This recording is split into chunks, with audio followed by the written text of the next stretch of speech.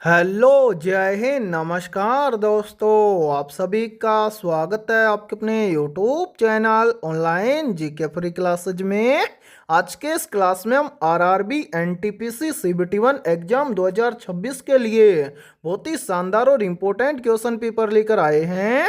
और मेरे भाई इस क्वेश्चन पेपर के अंदर हमने जीके, जीएस, मैथमेटिक्स और रीजनिंग के बहुत ही शानदार और इम्पोर्टेंट क्वेश्चनों को कवर किया है। और सभी क्वेश्चन आपके आरआरबी एनटीपीसी सीबीटी 1 एग्जाम 2026 के लिए इम्पोर्टेंट रहेंगे। इसलिए जिन भी अभ्यर्थियों का एग्जाम 16 मार्च से शुरू होने वाला है वो सभी अभ्यर्थी एक बार इस क्वेश्चन पेपर को कंप्लीट जरूर देख लेना, क्योंकि आपके एग्जाम में भी इसी टाइप के प्रश्न पूछे जाते हैं। ठीक है, तो चलिए शुरू करते हैं आज के इस क्वेश्चन पेपर को बिना देरी के। पहला प्रश्न है आप सभी के सामने, निम्नलिखित वर्गों में सही वेन आरेख ज्ञात कीजिए। यानी कि ये पहला प्रश्न आप सभी के सामने वेन डायग्राम से संबंधित प्रश्न दिया गया है और आपसे पूछा गया है कि मेंढक, सांप और मछली इन तीनों शब्दों के लिए सही वेन डायग्राम किस प्रकार का बनेगा। तो मेरे भाई इस टाइप के प्रश्न को आप एग्जाम में देखते हैं फटाफट से कैसे सोल्व करेंगे।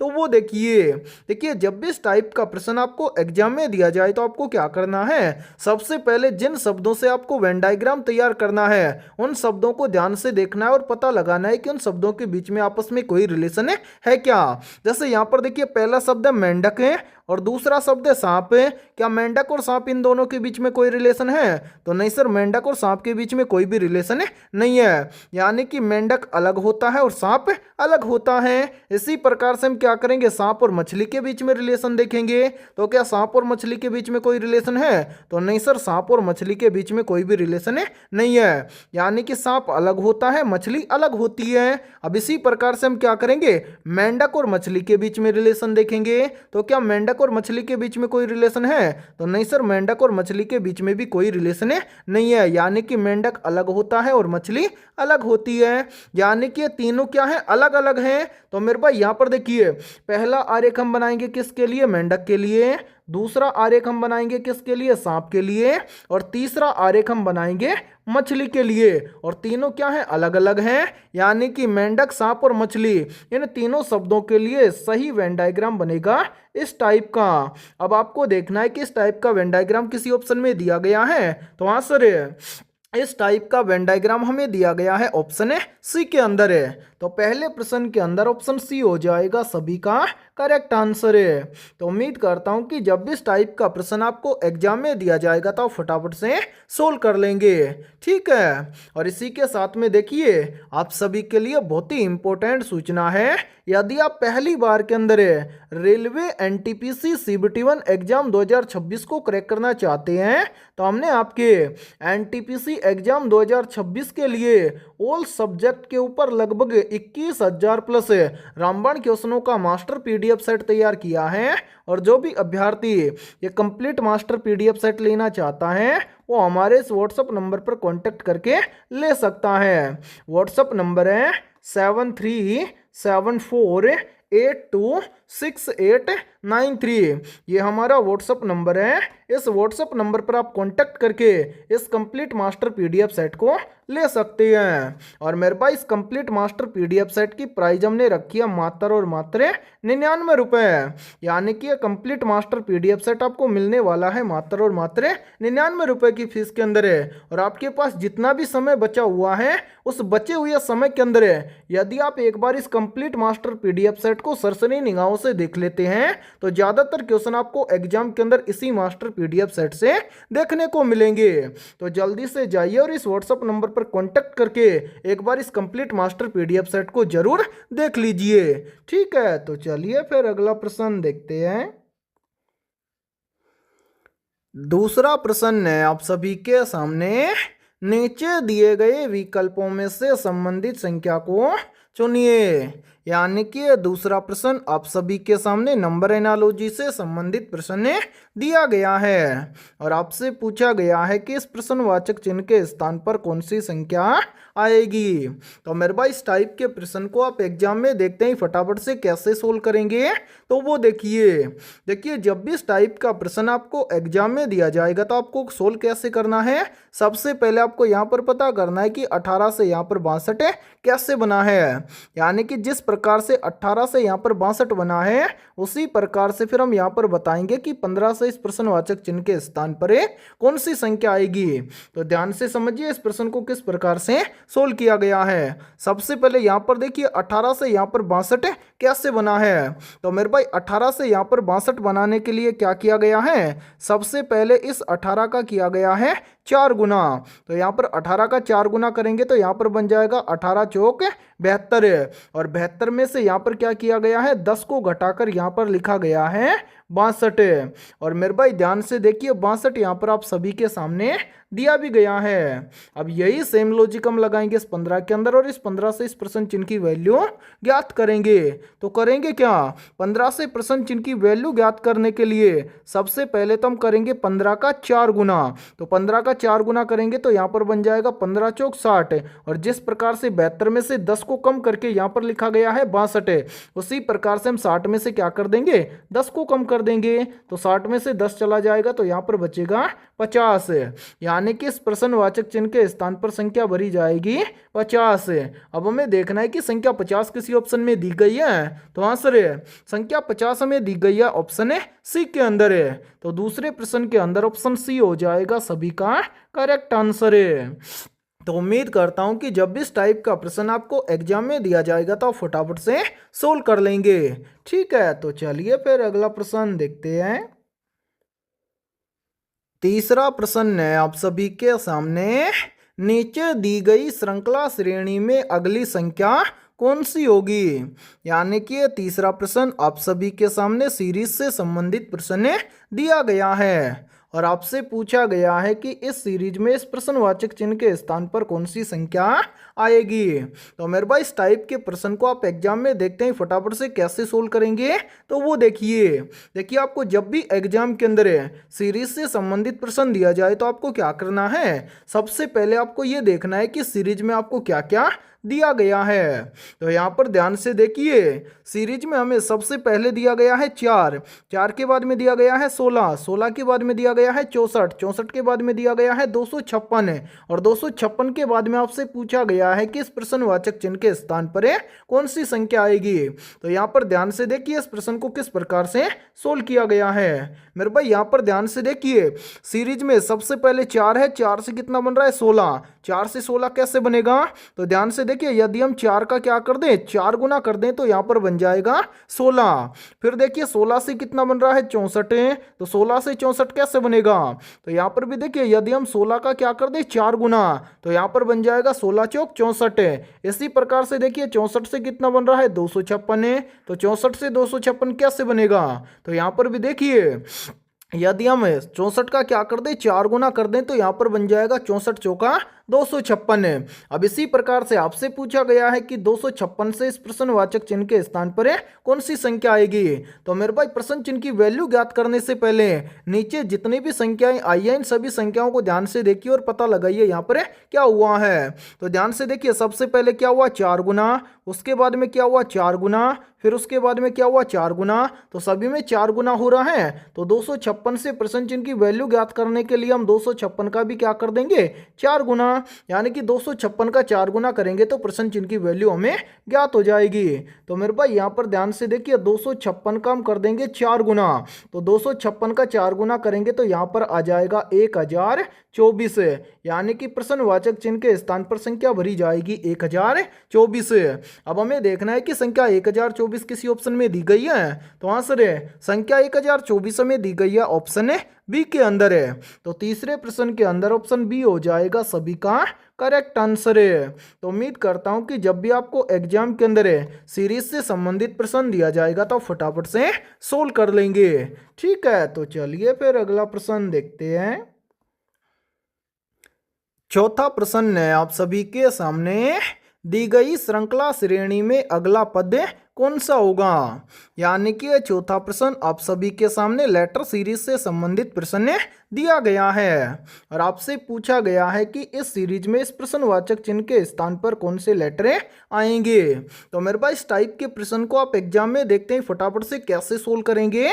तो वो देखिए जब भी इस टाइप का प्रश्न आपको एग्जाम में दिया जाए तो आपको क्या करना है, सबसे पहले सीरीज में जितने भी आपको लेटर दिए गए हैं इन सभी अल्फाबेट लेटर का आपको कर लेना है नंबरिंग। जैसे यहाँ पर देखिए पहला लेटर है ए आता है 1 नंबर पर है, उसके बाद में है एम आता है 13 नंबर पर है, एम के बाद में है वी आता है कितने नंबर पर 22 नंबर पर है। इसी प्रकार से आगे देखिए आगे एफ आता है 6 नंबर पर है, एफ के बाद में क्यू आता है 17 नंबर पर है, उसके बाद में एक्स आता है 24 नंबर पर है। इसी प्रकार से आगे देखिए आगे है के आता है 11 नंबर पर है, के बाद में है यू आता है 21 नंबर पर है और लास्ट में दिया गया है जेड आता है 26 नंबर पर है। अब मेरे भाई इसी प्रकार से अब आपको करना क्या है, यहाँ पर आपको अल्फाबेट लेटर नहीं देखना, यहाँ पर आपको देखना है केवल संख्याओं को। तो ध्यान से देखिए 1 से कितना बन रहा है 6, 1 से 6 कैसे बनेगा। तो यहाँ पर देखिए यदि हम 1 में क्या कर दें +5 कर दें तो 1 और 5 मिलकर बन जाएगा 6। फिर देखिए 6 से कितना बन रहा है 11, तो 6 से 11 कैसे बनेगा। तो यहाँ पर भी देखिए यदि हम 6 में क्या कर दें +5 कर दें तो 6 और 5 मिलकर बन जाएगा 11। अब इसी प्रकार से आगे क्या करेंगे, के से अगला लेटर ज्ञात करेंगे। तो के आता है 11 नंबर पर और सभी में +5 हुआ है तो 11 में भी क्या कर देंगे +5 कर देंगे। तो 11 और 5 मिलकर बन जाएगा कितना मेरे भाई, 11 और 5 मिलकर बन जाएगा 16। ठीक है, अब इसी प्रकार से 16 नंबर पर कौन सा लेटर आता है, 16 नंबर पर लेटर आता है पी, तो यहाँ पर हम लेटर भरेंगे पी। अब इसी प्रकार से देखिए मेरे भाई यहाँ पर क्या है एम से यानी कि एम आता है 13 नंबर पर, 13 से कितना हो रहा है यहाँ पर देखिए 17, 13 से 17 कैसे बनेगा। तो ध्यान से देखिए 13 से 17 बन रहा है यानी कि 13 में +4 कर देंगे तो बन जाएगा 17। फिर देखिए 17 से कितना बन रहा है 21, 17 से 21 बनेगा कैसे, तो यहाँ पर भी देखिए 17 में +4 कर देंगे तो बन जाएगा 21। अब इसी प्रकार से 21 से अगली संख्या ज्ञात करेंगे। तो यहाँ पर सभी में +4 हुआ है तो 21 में भी +4 कर देंगे तो 21 और 4 मिलकर बन जाएगा 25। 25 नंबर पर अल्फाबेट लेटर आता है वाई, तो यहाँ पर हम लेटर भर देंगे वाई। अब इसी प्रकार से आप लास्ट में देखिए मेरे भाई यहाँ पर देखिए क्या है वी से क्या हो रहा है, ध्यान से देखिए यानी कि 22 से हो रहा है 24, 22 से 24 यानी कि 22 में +2 कर देंगे तो बन जाएगा 24। फिर देखिए 24 से कितना बन रहा है 26, 24 से 26 कैसे बनेगा, तो 24 में भी क्या कर देंगे +2 कर देंगे तो 24 और 2 मिलकर बन जाएगा 26। अब इसी प्रकार से 26 से अगली संख्या ज्ञात करेंगे। तो यहाँ पर सभी में +2 हुआ है तो 26 में भी +2 कर देंगे तो 26 और 2 मिलकर बन जाएगा 28। अब 28 नंबर पर कौन सा अल्फाबेट लेटर आता है, तो मेरे भाई अल्फाबेट लेटर होते हैं कितने 26, 26 नंबर पर आता है क्या जेड, यानी कि उसके बाद में क्या होता है फिर से शुरू हो जाते हैं अल्फाबेट लेटर। तो देखिए 26 के बाद में 27, 27 नंबर पर आएगा ए, उसके बाद में 27 के बाद में हो जाएगा 28, 28 नंबर पर लेटर आएगा बी, यानी कि 28 नंबर पर यहां पर हम लेटर भरेंगे बी, यानी कि प्रश्नवाचक चिन्ह के स्थान पर लेटर भरा जाएगा PYB। अब हमें देखना है कि PYB ये सभी अल्फाबेट लेटर में किसी ऑप्शन में दिए गए हैं, तो आंसर PYB ये सभी अल्फाबेट लेटर में दिए गए हैं, ऑप्शन ए के अंदर है। तो चौथे प्रश्न के अंदर ऑप्शन ए हो जाएगा सभी का करेक्ट आंसर है। तो उम्मीद करता हूं कि जब भी इस टाइप का प्रश्न आपको एग्जाम में दिया जाएगा तो फटाफट से सोल्व कर लेंगे। ठीक है, यानी कि लेटर सीरीज वाले प्रश्न को आप तभी सोल्व कर पाओगे जब आपको कंप्लीट अल्फाबेट लेटर नंबरिंग के साथ में याद होंगे तो। ठीक है, तो चलिए फिर अगला प्रश्न देखते हैं। पांचवा प्रश्न है आप सभी के सामने, दी गई क्रमिक श्रृंखला को पूर्ण कीजिए। यानी कि पांचवा प्रश्न भी आप सभी के सामने सीरीज से संबंधित प्रश्न दिया गया है और आपसे पूछा गया है कि इन चारों विकल्पों में से किस विकल्प के लेटर इस सीरीज में भरे जाएंगे।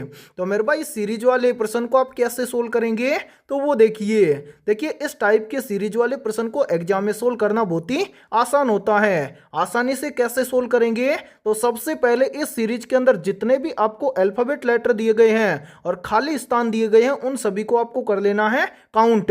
ठीक है, काउंट करने के बाद में जितनी भी संख्या है उसका आपको क्या करना है जोड़ा बना लेना है, यानी कि पेयर्स बनाने हैं। कैसे बनाएंगे ध्यान से देखिए, सबसे पहले सीरीज में हम क्या करेंगे लेटर को काउंट करेंगे खाली स्थान के साथ में। तो यहां पर देखिए 1 2 3 4 5 6 7 8 9 10 11 12, 13, 14, 15, 16, यानी कि खाली स्थान सहित कितने लेटर हैं? 16 लेटर हैं। अब यदि हम 16 का पेयर यानी कि जोड़े बनाएं तो 4 4 के कितने जोड़े बना सकते हैं? 4 बना सकते हैं, यानी कि 4 चौक हो जाएगा 16, यानी कि 4 4 लेटर के हम बना सकते हैं 4 पेयर्स, यानी कि 4 जोड़े।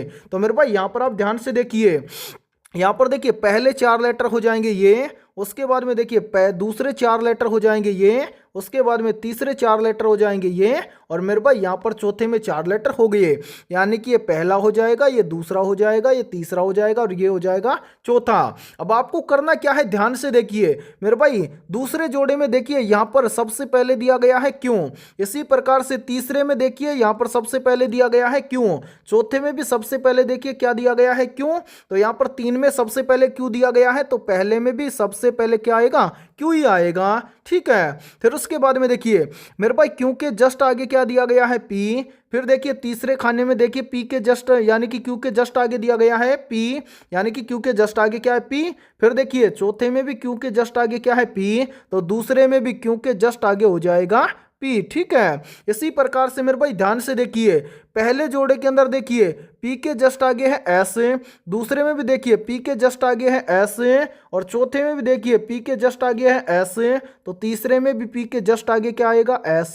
फिर इसी प्रकार से देखिए मेरे भाई, पहले के अंदर देखिए सबसे लास्ट में क्या है, आर, उसके बाद में दूसरे में भी सबसे लास्ट में क्या है, आर, तीसरे में भी सबके लास्ट में क्या है, आर, तो चौथे में भी सबके लास्ट में क्या हो जाएगा, आर। यानी कि यहाँ पर हमने क्या क्या भरा है वो यहाँ पर लिखेंगे, सबसे पहले हमने क्यू भरा, उसके बाद में हमने पी भरा, उसके बाद में एस भरा, और उसके बाद में आर भरा, यानी कि क्यू पी एस आर ये सभी लेटर हमने इस सीरीज के अंदर भरे हैं। अब हमें देखना है कि ये सभी अल्फाबेट लेटर किसी ऑप्शन में दिए गए हैं, तो हाँ sir Q P S R ये सभी अल्फाबेट लेटर में दिए गए हैं, ऑप्शन डी के अंदर है। तो पांचवें प्रश्न के अंदर ऑप्शन डी हो जाएगा सभी का करेक्ट आंसर है। तो उम्मीद करता हूं कि ये पांचवा प्रश्न भी आपको अच्छे से क्लियर हो गया होगा, और जब भी इस टाइप का प्रश्न आपको एग्जाम में दिया जाएगा तो आप फटाफट से सोल्व कर लेंगे। ठीक है, और इस क्लास के अंदर आपको एंड तक बने रहना है, क्योंकि इस क्लास के अंदर हमने बहुत ही शानदार और इम्पोर्टेंट क्वेश्चनों को कवर किया है। ठीक है, तो चलिए फिर अगला प्रश्न देखते हैं।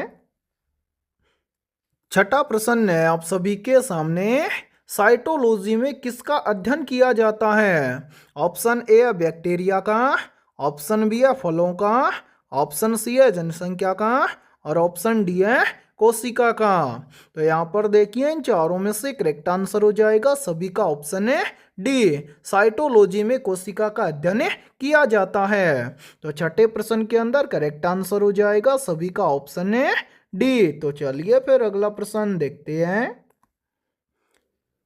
सातवां प्रश्न है आप सभी के सामने, एथलीट फुट रोग किसके कारण होता है? ऑप्शन ए है कवक के कारण है, ऑप्शन बी है जीवाणु के कारण है, ऑप्शन सी है विषाणु के कारण है, और ऑप्शन डी है इनमें से कोई नहीं। तो जल्दी से बताइए इन चारों में से करेक्ट आंसर है क्या होगा। पूछा गया है कि एथलीट फुट रोग किसके कारण होता है, मोस्ट इंपोर्टेंट प्रश्न है ये।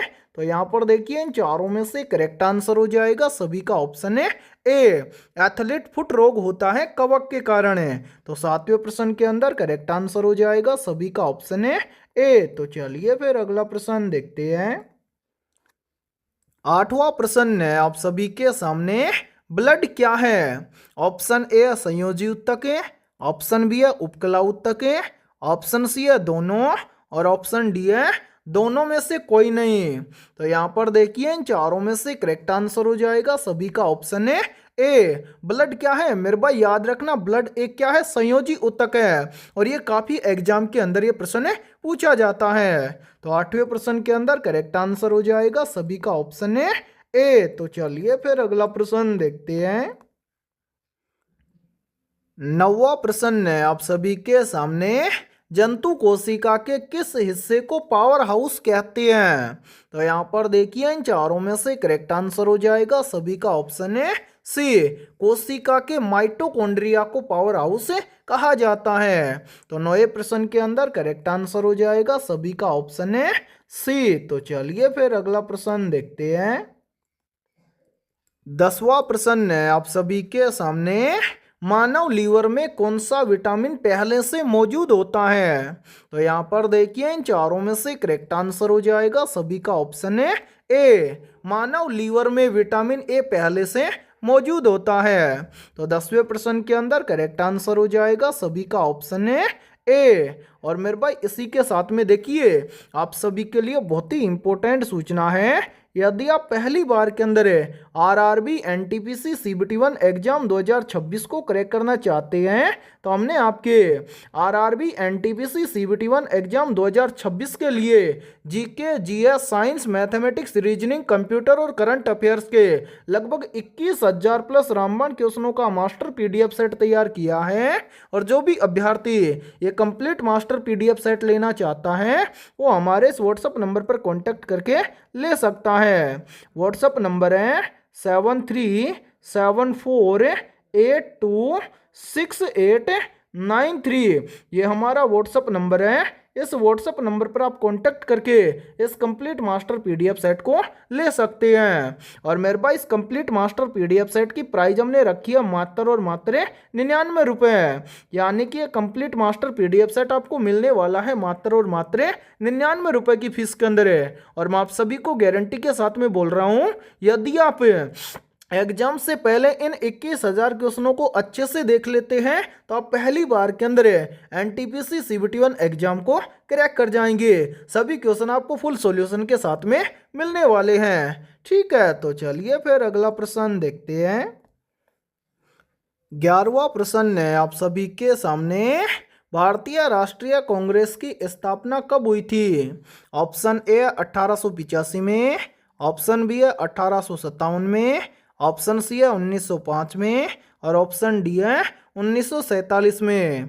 तो यहाँ पर देखिए इन चारों में से करेक्ट आंसर हो जाएगा सभी का ऑप्शन है ए। भारतीय राष्ट्रीय कांग्रेस की स्थापना हुई थी वर्ष 1885 में। तो 11वें प्रश्न के अंदर करेक्ट आंसर हो जाएगा सभी का ऑप्शन है ए। तो चलिए फिर अगला प्रश्न देखते हैं। 12वां प्रश्न है आप सभी के सामने। पृथ्वी दिवस कब मनाया जाता है?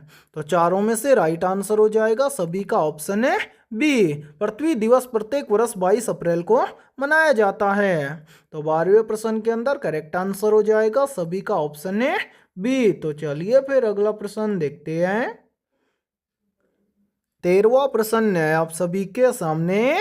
ओलंपिक खेलों की शुरुआत किस वर्ष हुई थी? राइट आंसर हो जाएगा सभी का ऑप्शन ए। 1896 में हुई थी ओलंपिक खेलों की शुरुआत। तो 13वें प्रश्न के अंदर करेक्ट आंसर हो जाएगा सभी का ऑप्शन है ए। तो चलिए फिर अगला प्रश्न देखते हैं।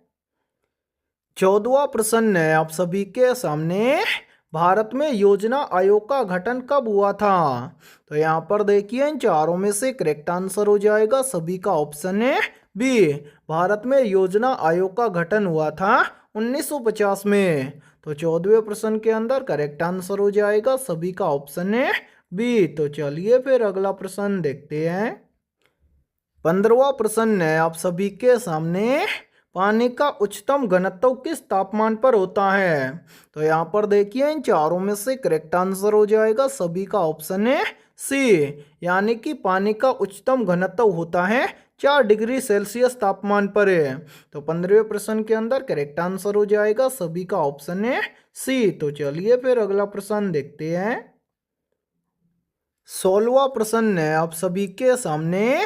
भारत में सर्वाधिक चावल उत्पादन करने वाला राज्य कौन सा है?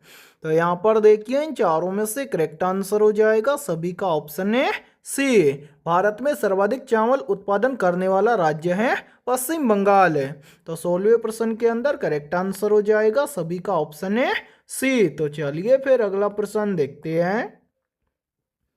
17वां प्रश्न है आप सभी के सामने। गोल्डन क्वाड्रिलेटरल प्रोजेक्ट का संबंध किससे है? तो राइट आंसर हो जाएगा सभी का ऑप्शन है बी। गोल्डन क्वाड्रिलेटरल प्रोजेक्ट का संबंध है सड़क नेटवर्क से। तो 17वें प्रश्न के अंदर करेक्ट आंसर हो जाएगा सभी का ऑप्शन है बी। तो चलिए फिर अगला प्रश्न देखते हैं। 18वां प्रश्न है आप सभी के सामने। भारतीय रिजर्व बैंक यानी कि आरबीआई का मुख्यालय कहाँ स्थित है? तो राइट आंसर हो जाएगा सभी का ऑप्शन सी, आरबीआई यानी कि भारतीय रिजर्व बैंक का मुख्यालय स्थित है मुंबई में। तो 18वें प्रश्न के अंदर करेक्ट आंसर हो जाएगा सभी का ऑप्शन है सी। तो चलिए फिर अगला प्रश्न देखते हैं। 19वां प्रश्न है आप सभी के सामने, मानव शरीर में रक्त का पीएच मान कितना होता है? तो यहाँ पर देखिए राइट आंसर हो जाएगा सभी का ऑप्शन है सी, मानव शरीर में रक्त का पीएच मान होता है 7.4। तो 19वें प्रश्न के अंदर करेक्ट आंसर हो जाएगा सभी का ऑप्शन है सी। और मेरे भाई मैं आपको फिर से बोल रहा हूँ, इसी टाइप के प्रश्न आपके एग्जाम में बार बार रिपीट होते हैं और इससे भी शानदार क्वेश्चनों का हमने मास्टर पीडीएफ सेट तैयार किया है जिसके अंदर आपको टोटल 21,000 क्वेश्चन देखने को मिलेंगे। और जो भी अभ्यर्थी कंप्लीट मास्टर पीडीएफ सेट लेना चाहता है वो सभी अभ्यर्थी हमारे इस व्हाट्सएप नंबर पर कांटेक्ट करके कंप्लीट मास्टर पीडीएफ सेट को ले सकते हैं। ये हमारा व्हाट्सएप नंबर है और एक कंप्लीट मास्टर पीडीएफ सेट आपको मिलेगा मात्र और मात्र 99 रुपए की फीस के अंदर है। सभी क्वेश्चन आपको फुल सॉल्यूशन के साथ में मिलने वाले हैं। तो जो भी स्टूडेंट लेना चाहता है दिए गए व्हाट्सएप नंबर पर कांटेक्ट करके ले सकता है। ठीक है, तो चलिए फिर अगला प्रश्न देखते हैं। 20वां प्रश्न है आप सभी के सामने, भारत का पहला परमाणु ऊर्जा संयंत्र कौन सा था? या फिर देखिए इसी प्रश्न को एग्जाम के अंदर घुमाकर ऐसे भी पूछ लिया जाता है। प्रश्न पूछा जाता है कि भारत का पहला परमाणु ऊर्जा संयंत्र कहां पर स्थापित किया गया था? तो यहाँ पर देखिए इन चारों में से करेक्ट आंसर हो जाएगा सभी का ऑप्शन है बी, यानी कि भारत का पहला परमाणु ऊर्जा संयंत्र स्थापित किया गया था तारापुर में। तो 20वें प्रश्न के अंदर करेक्ट आंसर हो जाएगा सभी का ऑप्शन है बी। तो मेरे भाई आज की इस क्लास के अंदर इतना ही। यदि ये क्लास आपको पसंद आई है तो जल्दी से एक बार इस क्लास को लाइक कर दीजिए। और यदि आप हमारे इस YouTube चैनल से पहली बार जुड़े हैं तो इस YouTube चैनल को कर लीजिए सब्सक्राइब और बेल आइकन को प्रेस करना ताकि ऐसी शानदार क्लास का नोटिफिकेशन आपको सबसे पहले देखने को मिले। तो फिर मिलते हैं ऐसे ही बेहतरीन और शानदार क्वेश्चनों के साथ सुबह 11 बजे। ठीक है।